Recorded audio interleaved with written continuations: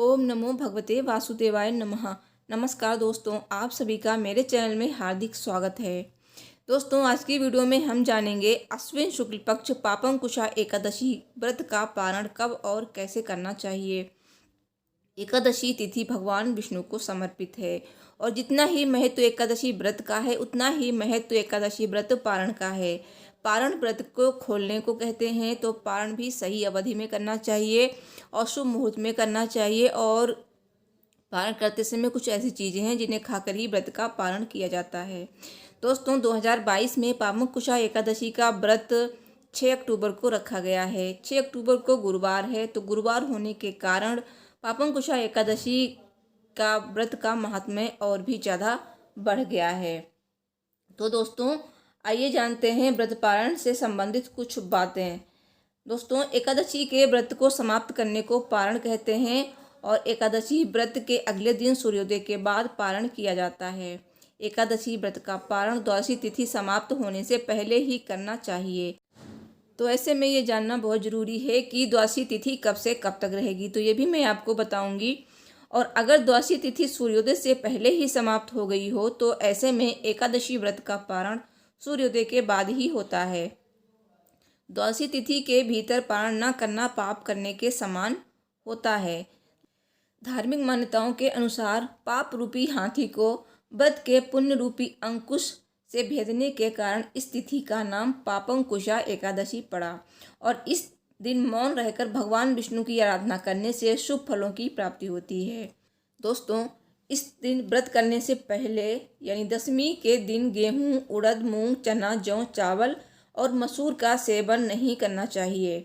इस व्रत के प्रभाव से व्रती वैकुंठ धाम को प्राप्त करता है। दोस्तों, एकादशी व्रत का पारण कभी भी हरिवासर में नहीं करना चाहिए।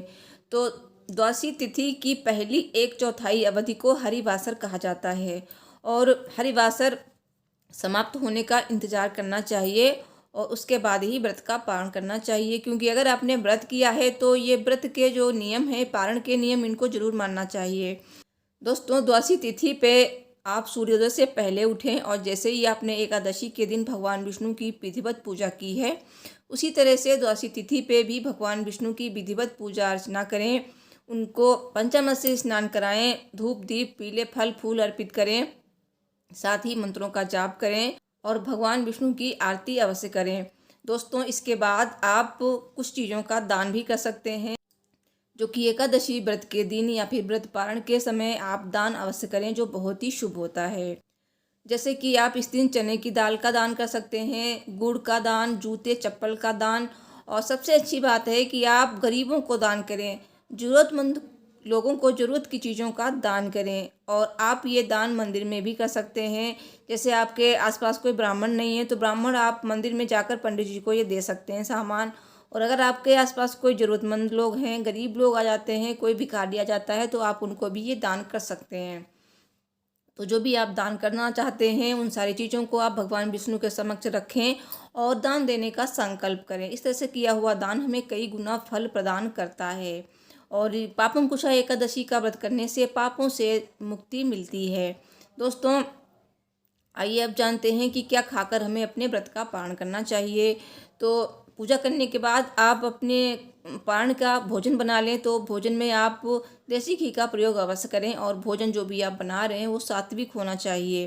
कोई भी लहसुन प्याज वगैरह का उसमें प्रयोग नहीं करना चाहिए, ना ही चने की दाल या फिर मूली वगैरह उसमें यूज करें। तो इस तरह से भोजन बनाकर आप ये भोजन पंडित को भी खिला सकते हैं, यानी कि ब्राह्मण को, ब्राह्मण 1 या फिर 2 जैसे ब्राह्मण आपको मिल जाते हैं उनको आप खिला दीजिए। उनको भी दान दक्षिणा देकर अपने घर से विदा कर सकते हैं, फिर अपने व्रत का पारण कर सकते हैं। और अगर आपको ब्राह्मण नहीं मिलते हैं तो ये दान आप मंदिर में जाकर पंडित जी को दे सकते हैं, नहीं तो आप ज़रूरतमंद को ये दान दे सकते हैं। तो सबसे बड़ी बात है कि दान करना है आपको, चाहे कैसे भी करें। कुछ नहीं, कोई नहीं मिलता है तो आप चींटियों को शक्कर खिला दीजिए, चिड़ियों को दाना खिला दीजिए, आप गाय को भोजन करा सकते हैं। तो इस तरह से भी दान किया जाता है, ऐसे भी आप दान कर सकते हैं और ये दान जो है ना बहुत ही ज़्यादा महत्व रखता है। तो दोस्तों, आइए अब जानते हैं कि द्वादशी तिथि कब तक रहेगी, क्योंकि एकादशी व्रत का पारण भी द्वादशी तिथि के अंदर ही किया जाएगा। द्वादशी तिथि रहेगी 7 अक्टूबर की सुबह 7:46 26 मिनट तक। तो इसी बीच आपको पारण करना है। तो पारण का मुहूर्त भी जान लेते हैं। अश्विन शुक्ल पक्ष पापंकुशा एकादशी व्रत पारण का समय रहेगा 7 अक्टूबर को सुबह 6:17 से सुबह 7:26 तक। दोस्तों आइए अब जानते हैं कि एकादशी व्रत पारण में क्या खाकर हमें अपने व्रत का पारण करना चाहिए। दोस्तों कुछ ऐसी चीज़ें होती हैं जिन्हें खाकर अगर हम अपने व्रत का पारण करेंगे तो इससे हमारा व्रत तो पूर्ण होगा ही, साथ ही भगवान विष्णु हम पर प्रसन्न होंगे और उनकी असीम कृपा हमें मिलेगी और व्रत का कई गुना फल हमें प्राप्त होगा।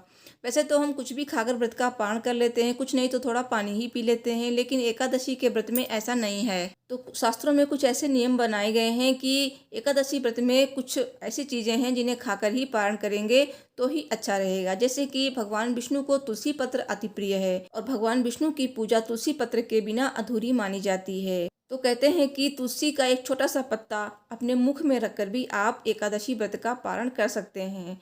और दूसरी चीज़ है कि आप अपने मुख में थोड़ा सा देसी घी रखकर भी व्रत का पारण कर सकते हैं। साथ ही आंवला भी भगवान विष्णु को बहुत प्रिय है और आंवले के वृक्ष में भगवान विष्णु का वास माना गया है। तो आंवले का सीजन है तो आंवला खाकर भी आप अपने व्रत का पारण कर सकते हैं। और शास्त्रों में ये भी लिखा है कि चावल खाकर भी व्रत का पारण किया जाता है।